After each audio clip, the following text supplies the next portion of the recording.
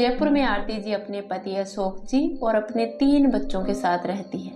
आरती जी के बड़े बेटे सागर की शादी एक बहुत ही रईस खानदान की बेटी जानवी से करवा दी गई। जानवी दहेज में बहुत सारा धन लेकर आई, जिस वजह से आरती जी और अशोक जी को लालच हो गया कि छोटे बेटे आदित्य की शादी भी इसी तरह किसी बड़े खानदान की बेटी से करेंगे। कब तक तू उस भिखारी परिवार की लड़की के पीछे पड़ा रहेगा? तुझे पता है ना हमारा स्टैंडर्ड क्या है। अब उस भिखारन को भूल जा और मैंने जो लड़की पसंद की है उसे एक बार मिल, बाकी तो तूने देख तो रखी है। प्लीज माँ, कम ऑन, आप आराध्या को भिखारी नहीं बोल सकती। अरे वो अच्छा खासा कमाती है, आपको तो पता है वो मेरे साथ ही कंपनी में जॉब करती है, तो उसकी मंथली सैलरी कितनी होगी? आप फिर भी ये सब बोल रही हैं। और क्या बोलूं? भिखारी को भिखारी नहीं बोलूंगी तो क्या खानदानी बोलूं? अगर तुझे भिखारी से इतनी ही नफरत है तो मैं जिस लड़की से तेरी शादी करवा रही हूँ तो उससे कर ले। अरे अच्छी खासी खानदानी फैमिली है, और दहेज में तेरी भाभी को जितना दहेज दिया है इसकी छोटी बहन को उससे भी ज्यादा देने का वो लोग बोल रहे हैं। अरे मर्सिडीज भी देने की बात कर रहे हैं। माँ, इन बातों से मुझे कोई मतलब नहीं है और ना ही मैं दहेज लेने वाला। मैंने आपको एक बार बोल दिया है कि मैं शादी करूंगा तो सिर्फ आराध्या से ही करूंगा, वरना मैं कुंवारा ही रह जाऊंगा। पर जानवी भाभी की बहन से तो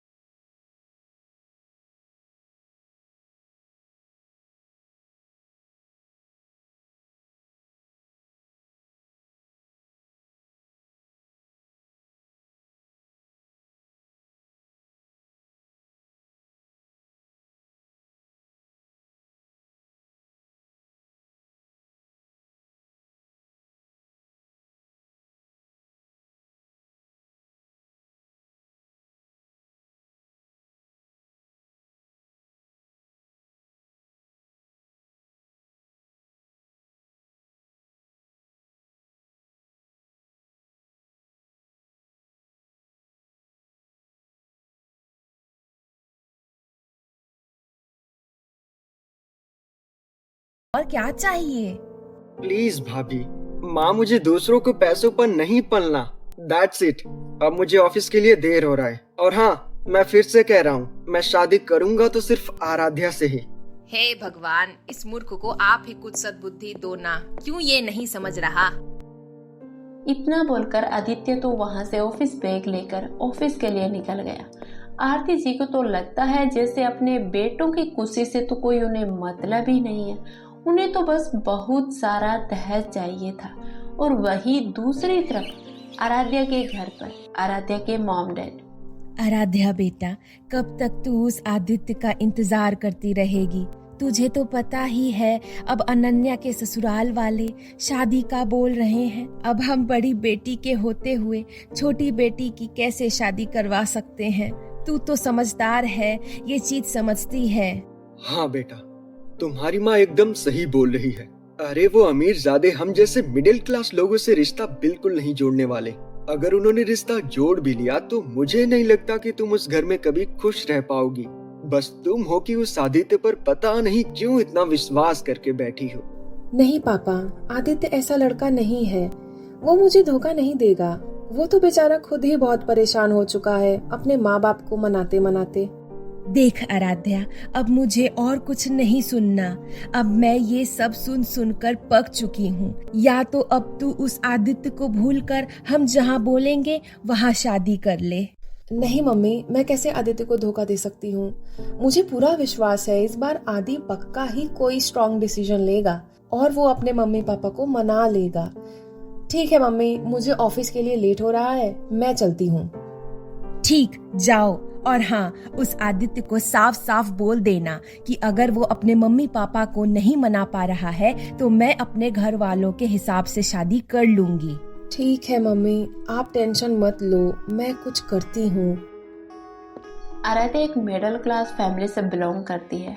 उसके पापा वहीं पास के शहर में किराने की दुकान चलाते हैं, जिससे उनके घर खर्च और दोनों बेटियों के स्टडी का खर्चा चलता है।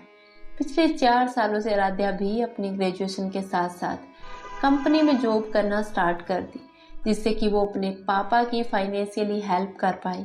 वहीं दूसरी तरफ आदित्य एक रईस खानदान का बेटा, जिसकी वजह से आदित्य के घर वाले आदित्य की शादी आराध्या से ना करवाकर आदित्य की बड़ी भाभी जानवी की छोटी बहन से करवाना चाहते हैं, क्योंकि उन्हें तो वो बहुत सारा दहेज चाहिए।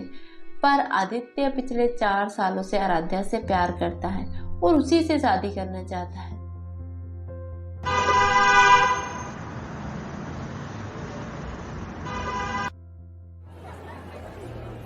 अरे पता नहीं क्यों आज आराध्या ऑफिस नहीं आई। 10 बज गए और ना ही मेरा कॉल रिसीव कर रही। अरे वाह, तुम आ गई। Hi my darling, good morning. तुम्हें पता भी है मैं कब से तुम्हारा वेट कर रहा हूँ। तुम हो कि ना तो मेरा कॉल रिसीव कर रही हो और ना ही मैसेज का रिप्लाई दे रही हो। वो मुझे पता नहीं चला, सॉरी आदि। क्या हुआ, इतनी सैड क्यों? तुम्हारी तबीयत तो ठीक है ना आद्या? ठीक है। अब बताओगी भी या तुम्हारी आरती उतारनी पड़ेगी? किसी ने कुछ बोला?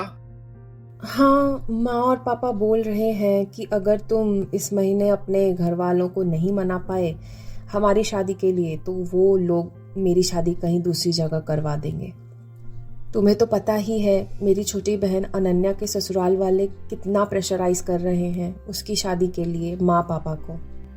हाँ यार, मुझे सब पता है। मैं पूरी कोशिश कर रहा हूँ। आज सुबह ही इस टॉपिक पर माँ पापा से बात हुई है। तो उन्होंने क्या बोला? वो मान गए क्या? अभी तो नहीं माने, पर हाँ मैं उन्हें मना लूंगा। अगर फिर भी वो नहीं माने तो मुझे कोई दूसरा डिसीजन लेना पड़ेगा।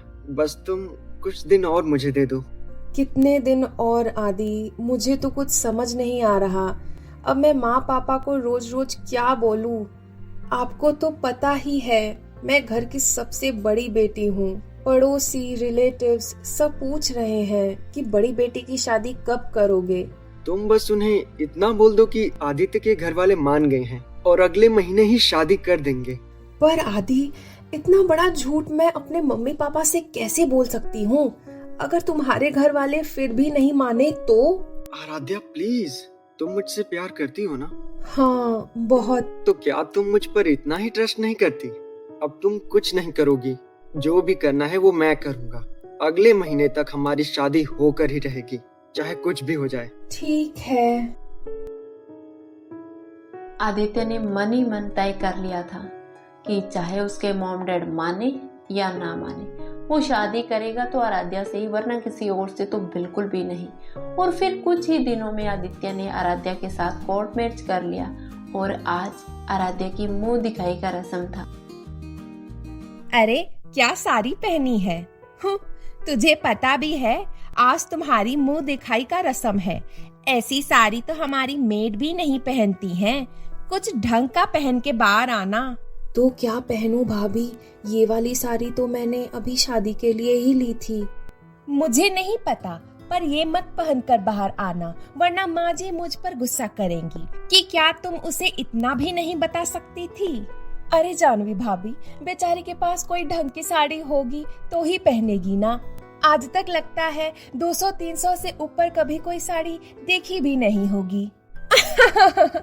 तुम भी ना प्रिया, कुछ भी बोल देती हो। भाभी वो सब छोड़ो ना, मैं बोल रही थी कि रेड कलर वाला गाउन कहाँ है? उस दिन आपने ही लॉन्ड्री वाले को दिया था। वो तो शायद मेरे कबर्ड में पड़ा है। ठीक है भाभी, मैं निकाल लेती हूँ। अरे नहीं नहीं प्रिया, तुम्हें मिलेगा नहीं, मैं निकाल दूंगी। ओ महारानी, अब हमारा मुंह क्या देख रही है? जल्दी से कोई ढंग का पहनकर किचन से मिठाई लेकर बाहर लिविंग रूम में आओ। कुछ गेस्ट तुम्हारा इंतजार कर रहे हैं।